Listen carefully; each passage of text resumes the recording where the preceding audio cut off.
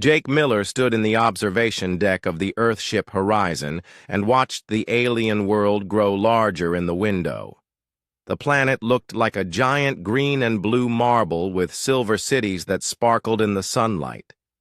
He had never seen anything so beautiful and terrifying at the same time. This was Kethamara, home of the Zerions, and he was about to become the first human to set foot on their world as part of a diplomatic mission. Dr. Peter Hayes walked up beside him carrying a thick folder of papers. The older man looked nervous and kept adjusting his glasses.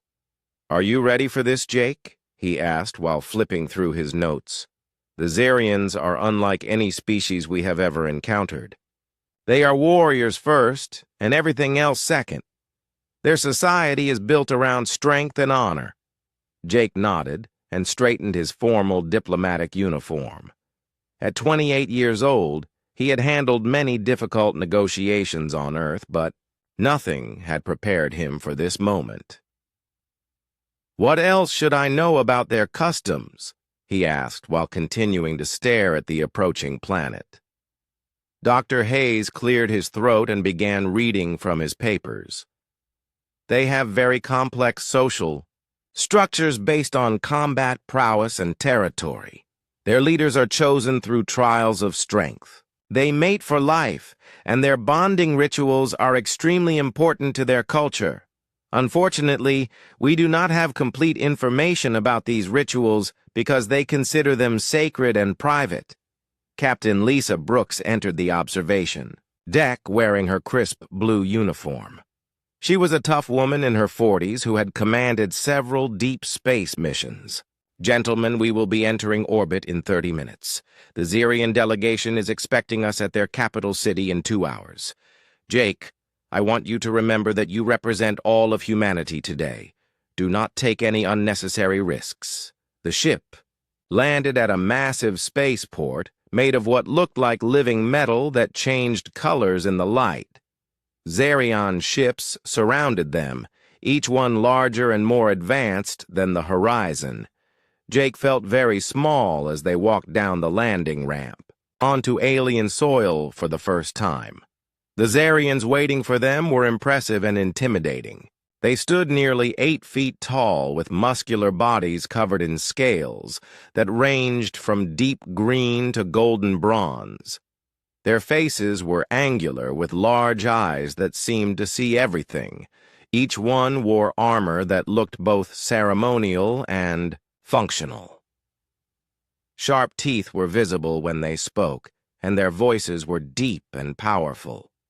Commander Vextar stepped forward as the leader of the Zerion delegation. His scales were darker than the others and marked with scars that told of many battles. "Welcome humans to Kethamara. We are honored by your presence. Please follow us to the Great Hall where our leaders wait." The walk through the city amazed Jake. The buildings seemed to grow from the ground itself, twisting upward like massive trees. Gardens filled every available space with plants that glowed softly in the afternoon light. Zerion citizens stopped to watch the humans pass, their large eyes curious but cautious. The Great Hall was enormous, with a ceiling that disappeared into shadows high above. Hundreds of Zerions filled the space, all wearing their finest armor and weapons. At the far end of the hall, a group of what Jake assumed were nobles or leaders sat on raised platforms. The air hummed with tension and excitement. "That is Princess Zarathek," Dr. Hayes whispered, pointing to a female Zerion who sat apart from the others. Her scales were a beautiful golden color, and she wore armor that looked like art. She was smaller than the male Zerions, but something about her posture suggested she was just as dangerous. "She is the most powerful unmated female in their society and apparently quite selective about potential mates." The ceremony began with formal speeches in the Zerion language that the humans could not understand. Their translation devices provided basic meanings but missed much of the cultural significance. Jake watched Princess Zarathek during the speeches and noticed that she seemed bored or restless. Her large eyes kept scanning the crowd as if looking for something interesting. During a pause in the proceedings, Jake noticed tension developing near the princess. A large male Xerian with dark red scales was moving closer to her platform while making what appeared to be threatening gestures. Other Xerians nearby were backing away, and Jake could see fear in their expressions. The male's behavior seemed aggressive and wrong, even by alien standards.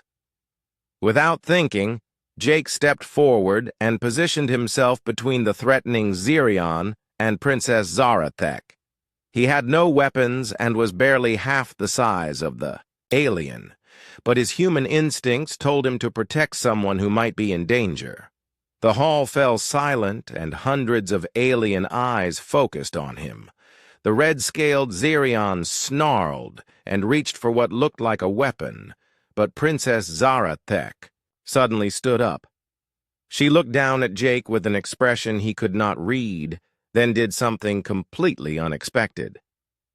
She leaped down from her platform, grabbed Jake by the shoulders, and pressed her lips against his in what was unmistakably a kiss. The kiss lasted only a few seconds, but it changed everything. When she released him, the entire hall erupted. Some Xerians roared with approval, while others seemed shocked. Princess Zarathek held Jake firmly and spoke in her own language, her voice carrying clearly through the noise. Jake stood frozen, not understanding what had just happened, but sensing that it was significant. Dr. Hayes grabbed Captain Brooks by the arm, his face pale with worry. "This is not good," he said urgently. "In many alien cultures, physical contact like that has meaning beyond what we understand. We may have just witnessed some kind of claiming ritual." Princess Zarathek looked directly into Jake's eyes and spoke in broken English. "You are mine now, human. You belong to Zarathek. You are my chosen mate." Her voice was gentle but firm, leaving no doubt that she meant every word. The hall continued to buzz with excitement and conversation. Commander Vextar approached with what might have been approval on his alien features. Other Xerians crowded closer to get a better look at the human who had just been claimed by their princess. Jake finally found his voice. "I do not understand what just happened," he said to Princess Zarathek. "On my world, a kiss does not mean the same thing it apparently means here." She tilted her head in a gesture that seemed almost human. "You protected Zarathek from challenge when you had no duty to do so. You showed courage against larger enemy with no weapon. This proves you, our worthy mate. The bonding kiss has been given. You are mine now." Captain Brooks stepped forward, her expression serious. "Princess, there may be some misunderstanding here. In human culture, we do not have arranged matings or bonding rituals like this. Jake is a member of my crew, and he has duties to our people." Princess. Zarathek's eyes narrowed slightly, and her grip on Jake tightened. "Human female. Your male showed honor and courage. He is now bonded to Zarathek by sacred law. He will remain here and learn our ways. This is decided." Jake realized that his simple act of trying to help someone had somehow resulted in him being claimed as the mate of an alien princess. The diplomatic mission that was supposed to establish peaceful relations between humans and Xerions had taken a very unexpected turn, and he was now at the center of it all. Jake woke up in a room unlike anything he had ever seen. The walls seemed to be made of the same living metal as the spaceport, shifting between soft gold and green colors as the morning light filtered through tall windows. The bed was comfortable, but strange. shaped more like a large cushioned platform than the rectangular beds humans used. Everything in the room was beautiful but alien, reminding him constantly that he was no longer on Earth. He sat up and tried to remember how he had gotten here. After the ceremony in the Great Hall, Princess Zarathek had led him through winding corridors to this chamber while speaking in her own language to other Zarians who followed them. Jake had tried to protest, but the language barrier made communication nearly impossible. Eventually, exhaustion had overtaken him, and he had fallen asleep despite his confusion and worry. The door to his chamber opened without a sound, and Princess Zarathek entered carrying what appeared to be food. She wore simpler clothing now, but still moved with the grace and confidence of someone accustomed to being obeyed. Her golden scales caught the light as she approached the bed and set down a tray of items that Jake did not recognize. "You eat now," she said in careful English, gesturing toward the food. "Zarathek brought safe things for human. Doctor from your ship told us what you can consume." Jake examined the tray cautiously. Some items looked like fruits, while others resembled cooked meat, but nothing was familiar. "Thank you," he said, then immediately felt strange for thanking his captor. "Princess, I need to speak with my ship. My people will be worried about me." Zarathek sat on the edge of the bed platform, her large eyes studying his face. "Your people?" "No, you are safe. Doctor and Captain come today to speak with Zarion leaders, but Jake Miller stays here now. Bonding is complete." "About that," Jake said carefully. "In human culture, marriages and bonding require both people to agree. I did not know what was happening when you kissed me. I was just trying to help you because that Zarion seemed to be threatening you." Her expression changed to something that might have been confusion. "You did not choose to protect Zarathek? You did not wish to show courage?" Jake ran his hands through his hair, trying to find the right words. "I chose to help you, yes. But where I come from, helping someone does not mean you automatically become their mate. We have dating and courtship and long conversations before making such big decisions." Zarathek stood up and began pacing around the room, her movements quick and agitated. "Zarions do not understand this dating word.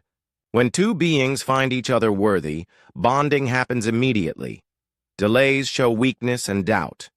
You proved your worth by facing Korthvan despite your small size and lack of weapons. This makes you suitable mate for Zarathek."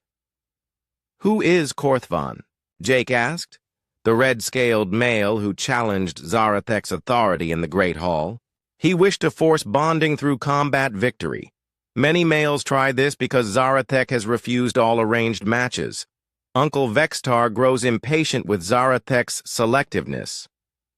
Jake began to understand the situation better.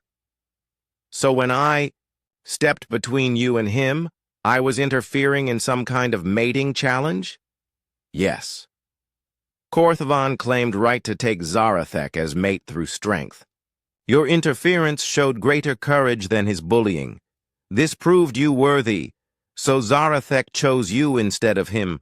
Bonding kiss made choice permanent according to sacred law." The door opened again, and Dr. Hayes entered with two armed Zarion guards. His face showed relief when he saw Jake sitting safely on the bed. "Thank goodness you are unharmed. Captain Brooks is negotiating with their leadership council, but the situation is very complicated." "What did your research tell you about their bonding customs?" Jake asked. Dr. Hayes looked uncomfortable. "More than I initially knew, unfortunately. The kiss Princess Zarathek gave you was indeed a formal mating claim recognized by their entire society. Breaking such a bond is considered a grave insult that could damage relations between our species." Worse, it could cause serious psychological harm to the Xerion involved. Zarathek moved closer to Jake, her posture becoming protective. Human, doctor speaks truth. Bonded Xerions who lose mates often die from grief. Zarathek has chosen Jake Miller. This cannot be undone without great suffering. Jake felt trapped between two impossible choices. He could insist on returning to his ship and potentially damage the diplomatic mission while causing harm to Zarathek, or he could accept a marriage to an alien he barely knew. Is there no middle ground here? Some way to honor your customs while giving us time to actually get to know each other? Dr. Hayes shook his head sadly. Their culture does not seem to have concepts like engagement periods or trial marriages. From what I can determine, Xerion bonding is immediate and permanent. This is correct, Zarathek confirmed. But Jake Miller should not fear. Zarathek will be good mate. You will have comfortable life here and learn to appreciate Xerion ways. Your courage yesterday proves you have warrior spirit despite human weakness. Weakness, Jake repeated, feeling somewhat offended. Yes, humans are small and soft with no natural weapons, but you have clever minds and brave hearts. This makes you different kind of strong. Zarathek finds this interesting. Over the following days, Jake found himself settling into a strange routine. Zarathek would visit him regularly, bringing food and trying to teach him basic Xerion words. She was patient with his attempts to learn her language and seemed genuinely pleased when he made progress. Dr. Hayes was allowed to visit as a cultural consultant, helping Jake understand more about Xerion society. Jake learned that Zarathek was not just royalty, but also a skilled warrior and leader in her own right. She commanded respect from other Xerions through her combat abilities and tactical intelligence. Her refusal to accept politically arranged matches had frustrated the leadership who wanted to use her marriage to strengthen alliances with other noble houses. "Why did you refuse all the other suitors?" Jake asked during one of their language lessons. Zarathek was quiet for a moment, looking out the tall windows at the city below. They saw only political advantage in bonding with Zarathek. They wanted access to power and status, not true partnership. When Jake Miller stepped forward to protect someone he did not even know, this showed different kind of character. You risked safety for stranger. This is what Zarathek waited for. Jake began to see her as more than just an alien captor. She was intelligent, lonely, and had been under enormous pressure to marry for reasons that had nothing to do with love or compatibility. Her choice to claim him had been as much about escaping unwanted political marriages as it had been about finding a genuine partner. "What happens now?" Jake asked. "Do I just stay in this room forever?" "No. When bonding period ends, Jake Miller will have freedom to move through palace and city. You will learn Xerion customs and find place in our society. Zarathek will show you many things." Jake realized that despite the circumstances, he was curious about this alien world and its people. The glimpses he had seen of their technology and culture were fascinating. Perhaps there was a way to make the best of this situation while still maintaining his human identity. Meanwhile, Captain Brooks continued her negotiations with the Xerion leadership. Commander Vextar seemed pleased with the unexpected alliance between his niece and a human, seeing it as an opportunity to strengthen ties between their species. Other nobles were less certain about accepting a human into their ranks. The political implications were becoming clear to everyone involved. This was no longer just about Jake and Zarathek, but about the future relationship between humanity and the Xerion hegemony. The success or failure of this unusual union could determine whether the two species became allies or remained cautious strangers. Jake found himself at the center of something much larger than a personal relationship. His choices would affect not just his own future, but potentially the future of both human and Zarian civilizations. 2 weeks had passed since the bonding ceremony, and Jake found himself with more freedom to explore the palace. Zarathek had kept her promise about showing him Zarian society, taking him on daily tours of different areas. Today they walked through the palace gardens where plants from across their world grew in carefully designed patterns. This flower only blooms once per season, Zarathek explained, pointing to a tall plant with silver petals that seemed to glow in the sunlight. Zarians use it to mark important celebrations and bonding ceremonies. Jake had been making good progress with the Zarian language, and could now understand much of what she said without translation help. Your people have a deep connection with nature, he observed. Everything here seems designed to work with the environment rather than against it. Zarians learned long ago that fighting nature brings only destruction.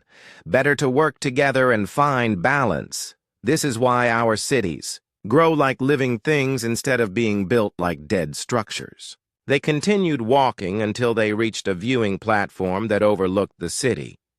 Jake could see the spaceport in the distance where the horizon was still docked. Sometimes he wondered what his life would have been like if he had never stepped between Zarathek and Korthvan, but those thoughts were becoming less frequent as he learned more about his new home. Jake Miller seemed sad when looking toward human ship, Zarathek said, following his gaze. Does Jake Miller regret bonding with Zarathek? Not regret exactly, Jake replied carefully, but sometimes I wonder about the path not taken. On Earth, I had plans and goals that will never be fulfilled now. Zarathek was quiet for several minutes, her large eyes thoughtful. Zarathek also had different life planned before meeting. Jake Miller was to be bonded with Zarian noble chosen by Uncle Vexitar for political reasons. Would have been traditional arrangement without love or understanding between mates. Do you think we can have love and understanding, despite being such different species? Zarathek believes this is possible. Jake Miller shows kindness and curiosity. These are good qualities for learning to care about someone. Time will tell if deeper feelings develop. Their conversation was interrupted by the arrival of a messenger who spoke rapidly in the Zarian language. Zarathek's expression became serious as she listened, then she turned to Jake with concern in her eyes. There is problem at the outer settlements. Raiders from space have attacked mining facility and taken hostages. Uncle Vextar calls emergency council meeting. Jake Miller should return to quarters for safety. Wait, Jake said as she prepared to leave. Can I attend this meeting? I might be able to help. Zarathek looked surprised. Council meetings are for military leaders and nobles only. Humans do not understand Zarian warfare. Maybe not Zarian warfare, but humans have experience with different kinds of conflict. We might see solutions that you miss because we think differently. She considered this for a moment, then nodded. Jake Miller may observe meeting, but must remain quiet unless asked to speak. Some council members still question human worthiness. The council chamber was filled with armored Zarian warriors studying holographic displays of the attacked mining facility. Commander Vextar stood at the center explaining the situation to the assembled leaders. The raiders were members of a species called the Korthax, who specialized in quick strikes against isolated targets. They have fortified themselves inside the main processing building, Vextar reported. 37 Zarian workers are held hostage.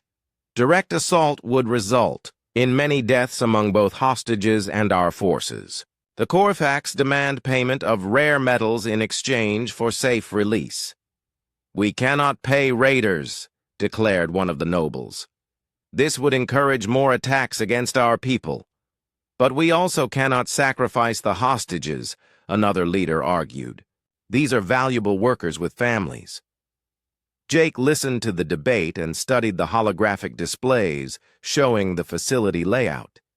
He noticed something that the Xerians seemed to have missed in their focus on direct military solutions. The building had large ventilation systems designed to handle the heat from metal processing operations. After several minutes of increasingly heated discussion, Zarafek caught his eye and nodded slightly. Jake took this as permission to speak. "Excuse me, Commander Vextar," Jake said, causing all conversation to stop as the Xerians turned to look at him. "I have been studying your facility displays and I noticed something that might help."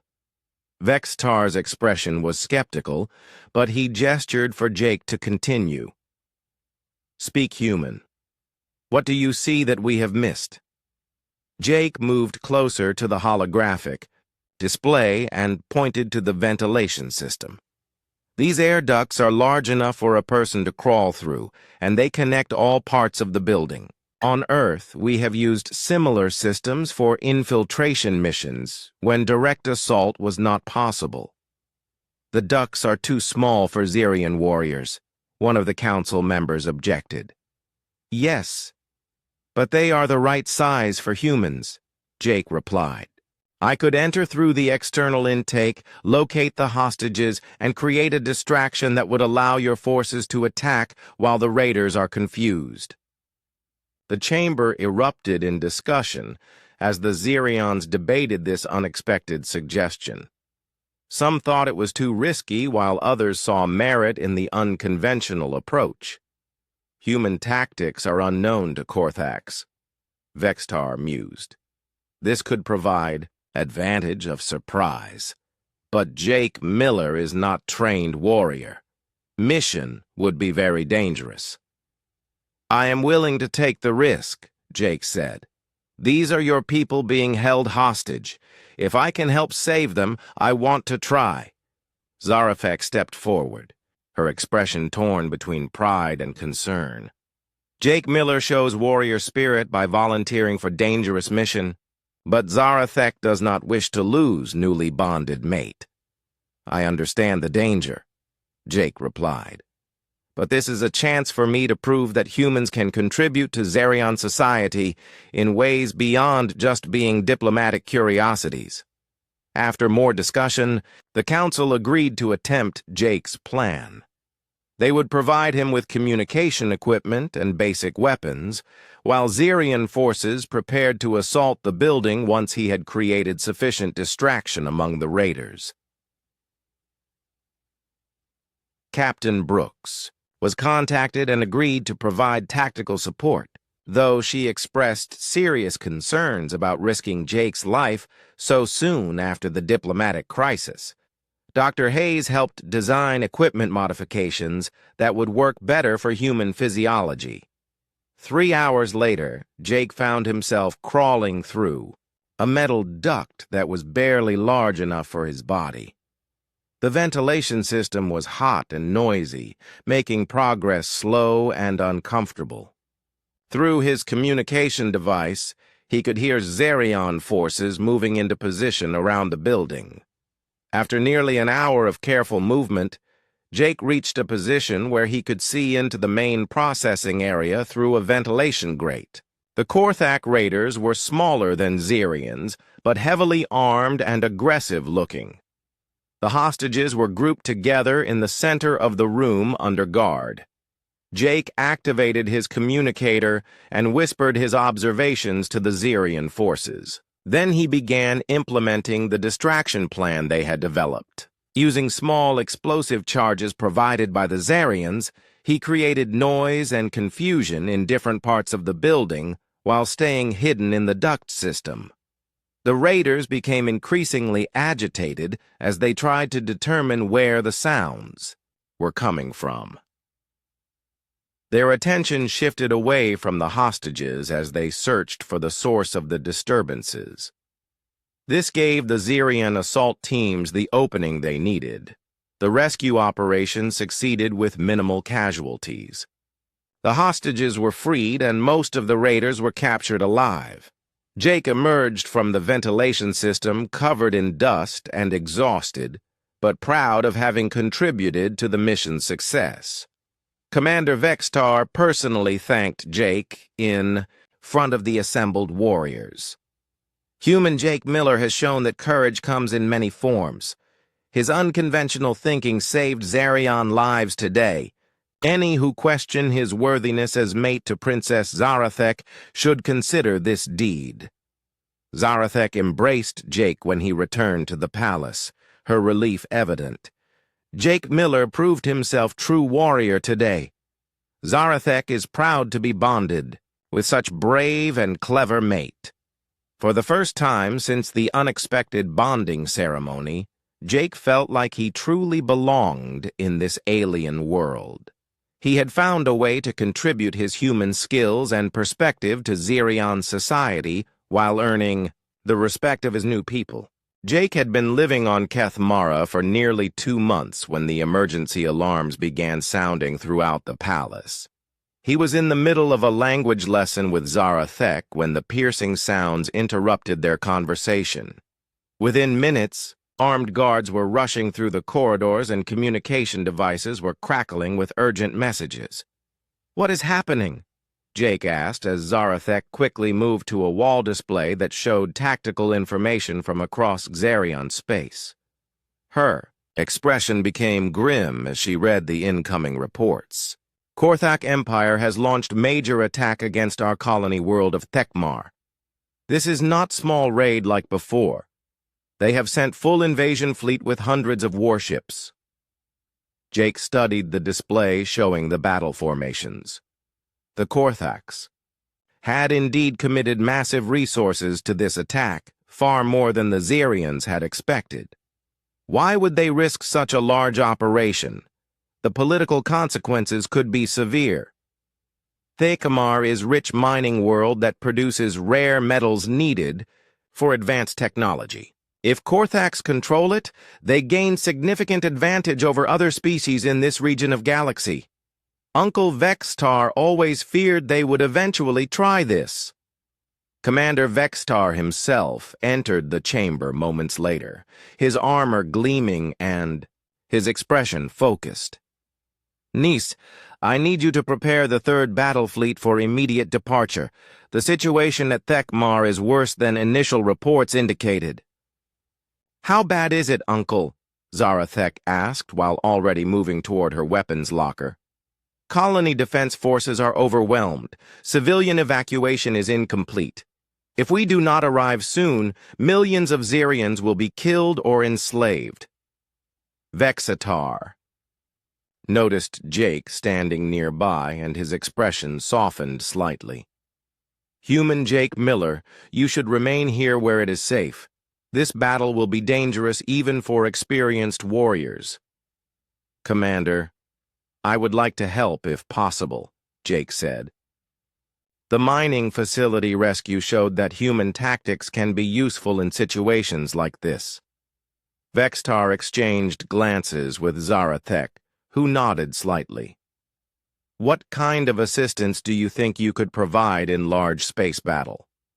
Jake had been thinking about this since the alarms started. Human military history includes many examples of smaller forces defeating larger ones through unconventional strategies. The Korthaks probably expect you to fight them using traditional Xerion tactics. Different approaches might catch them off guard. "The human speaks wisdom," Zarathek said while strapping on her combat gear. Jake Miller's thinking saved lives at the mining facility. Perhaps human knowledge could help save Thekmar as well. An hour later, Jake found himself aboard a Xerion warship for the first time. The vessel was enormous, with corridors that seemed to stretch for kilometers and weapon systems that hummed with barely contained power. Captain Brooks and Dr. Hayes had been brought aboard as well to provide human expertise and support. The command center was a marvel of alien technology. Holographic displays showed the positions of hundreds of ships while tactical computers calculated optimal attack patterns. Jake felt small and out of place among the towering Xerian warriors, but Zarathek stayed close to help translate and explain what was happening.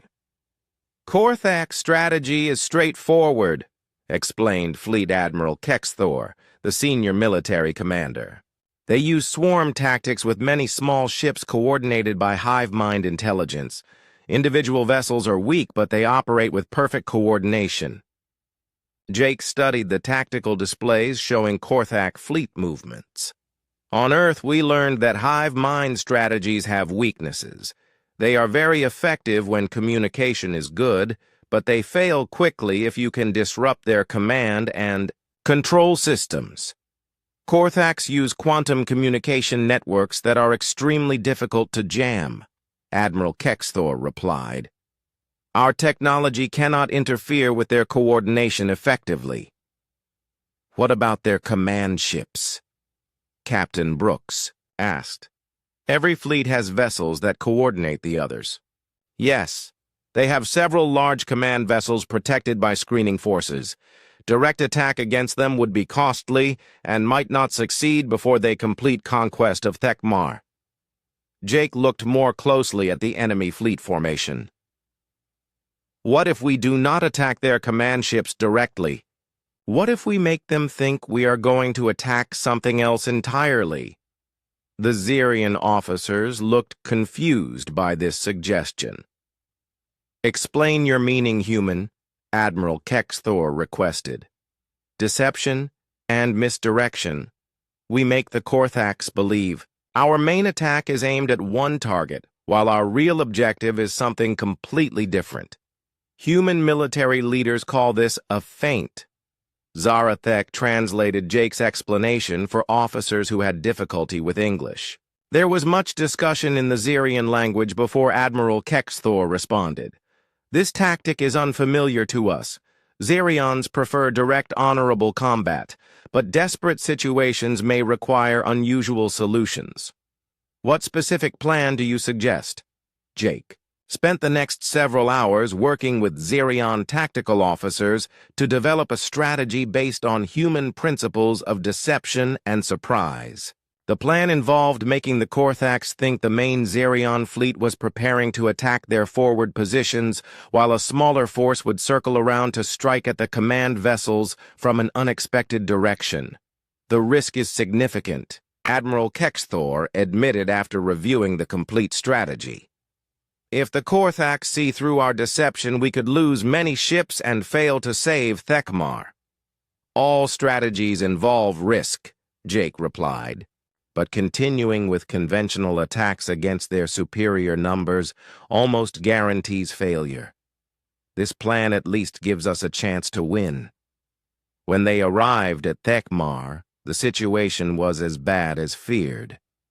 Korthak forces had landed on the planet's surface and were advancing toward major population centers.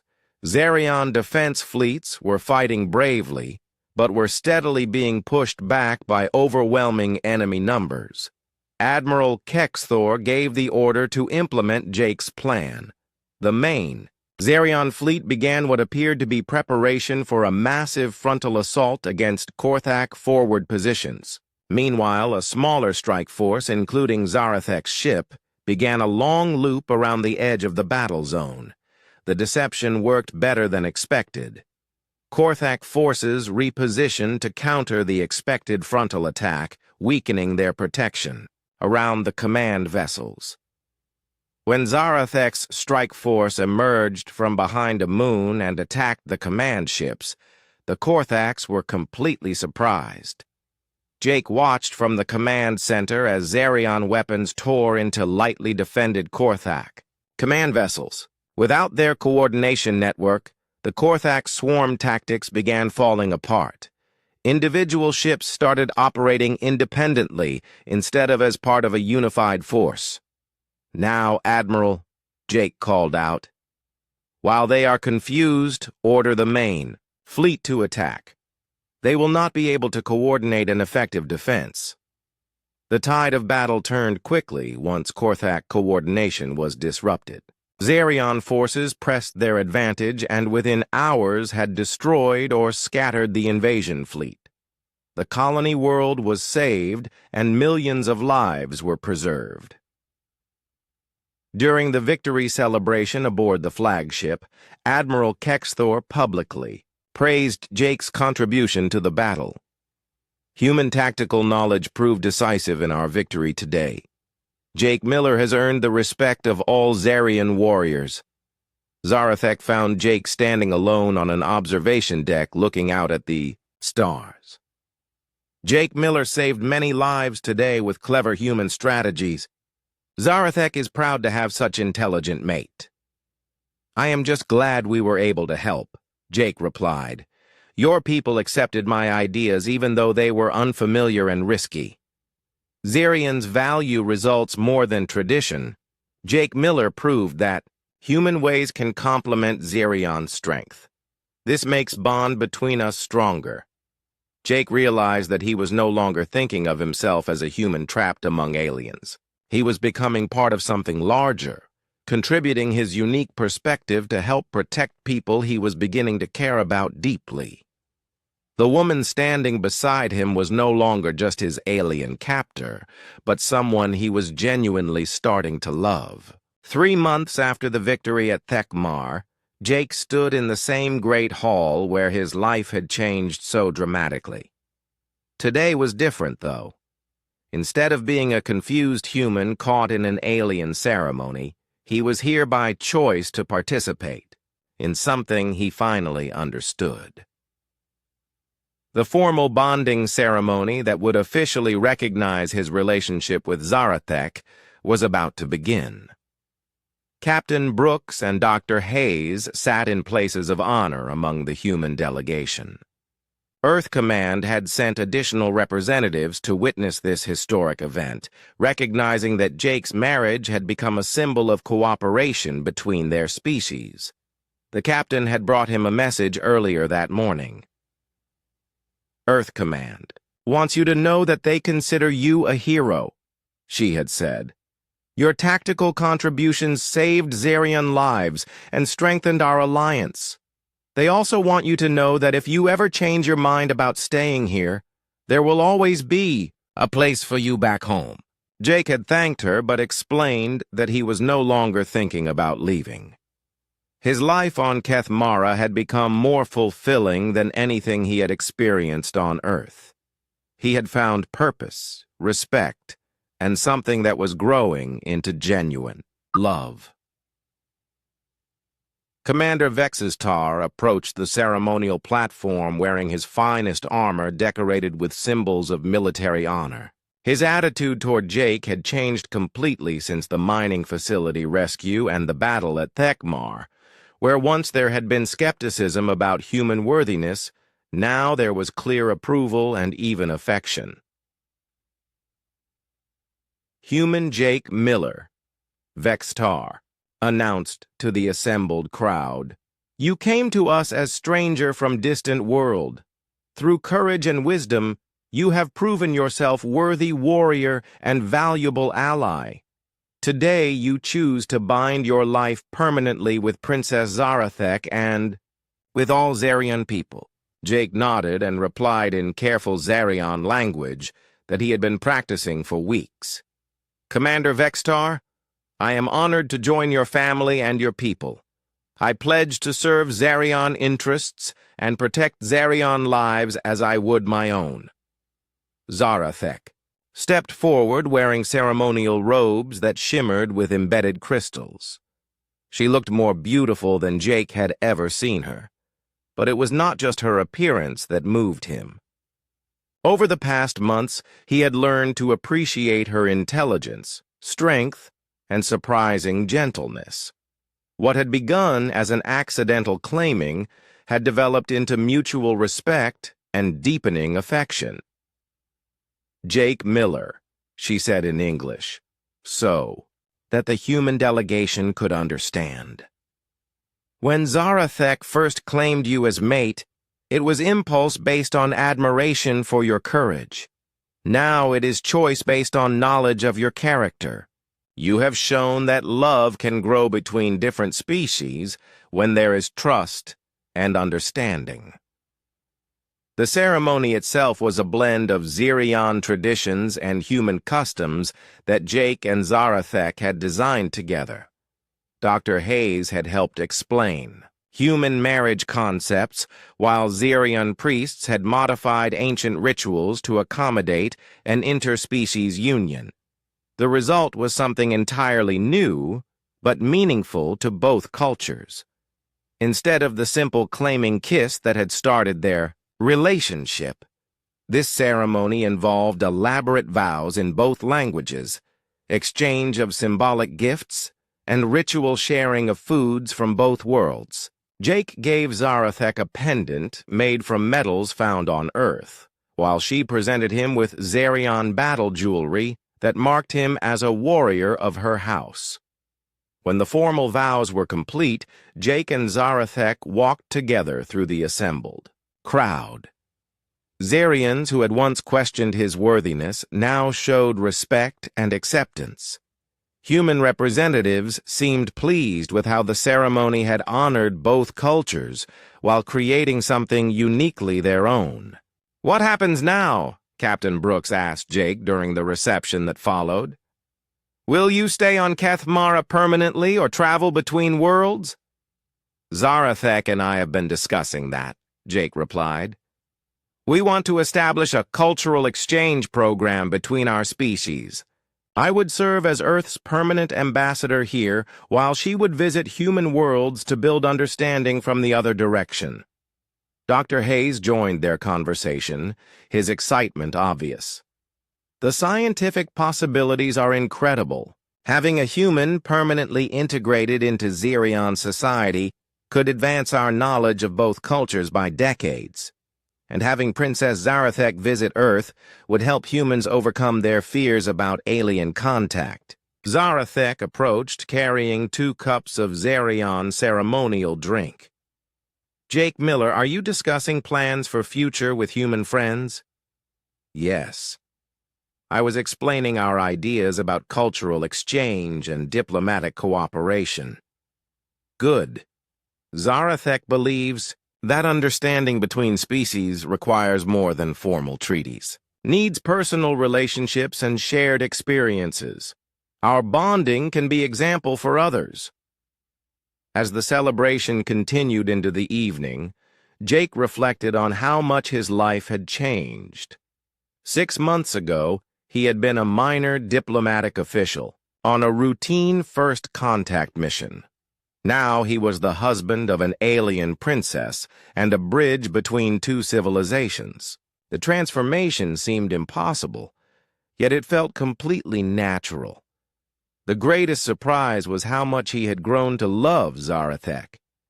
Their relationship had begun with confusion and fear, but patience and effort had built something genuine and strong. She had taught him about Xerion values of honor and direct action, while he had shown her human concepts of compromise and creative problem-solving.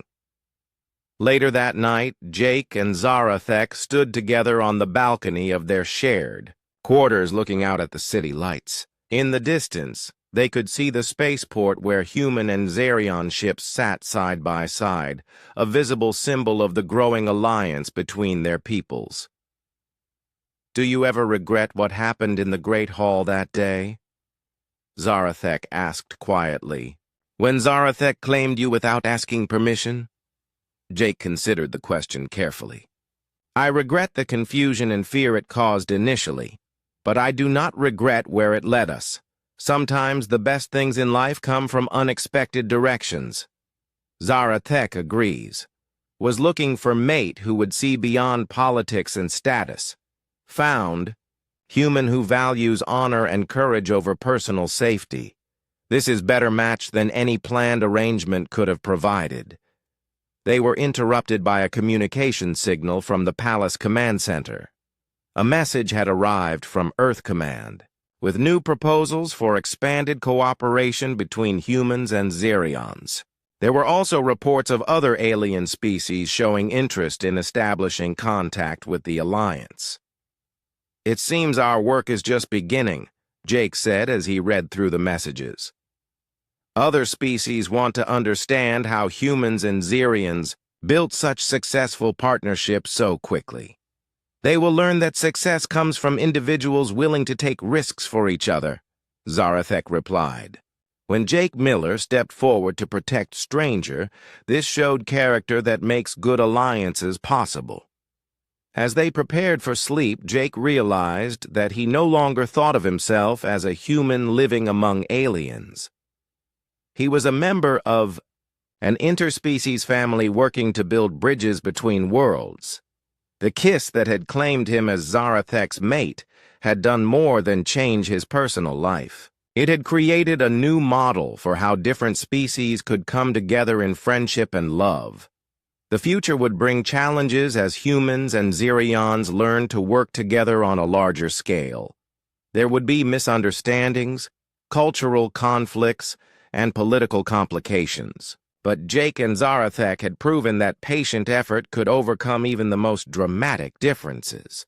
Their love story had become the foundation for something much larger than either of them had imagined.